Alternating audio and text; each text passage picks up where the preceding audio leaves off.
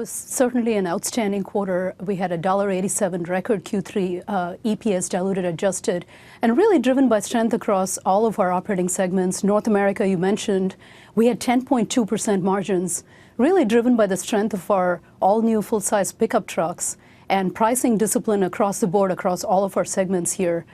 China, we had record third quarter equity income, as well as record earnings at GMF. And so the beat that you're seeing has been certainly helped by all of that. And we certainly had a couple of tax type items as well that were helping, but strong operating performance across the board.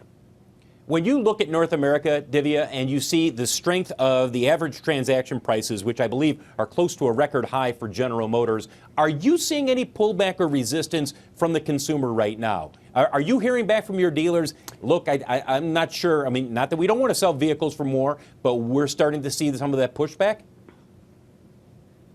We're seeing continued demand and receptivity again for our full-size pickups. That's driven a lot of the pricing record ATPs that you just talked about.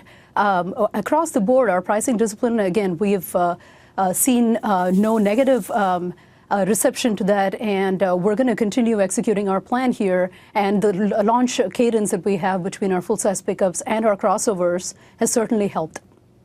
Let's talk about China. You guys had record equity income from China for the third quarter, and that includes September, where you and other automakers saw sales dramatically slow down. The reports out of China are that we're going to see similar numbers in October. How concerned are you about a slowdown in the auto business in China?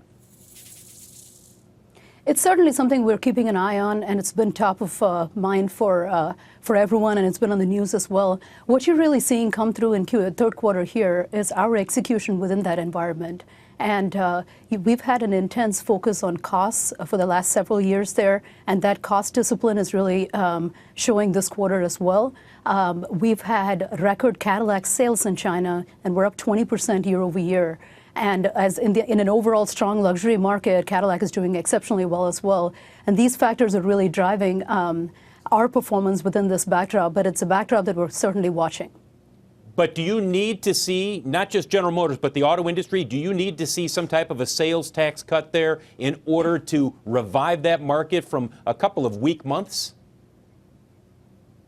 It's certainly been in the press reports. We've seen that as well. It's speculative at this point, but if implemented, this would be a tailwind for the industry overall. And in the meanwhile, what we're doing is controlling the things that we can control and executing our plan.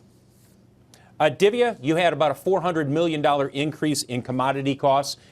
Clearly, you know what's going on with the tariff situation in terms of pushing up prices for aluminum and steel. How much are those tariffs, when you guys look at this, truly impacting the bottom line for General Motors?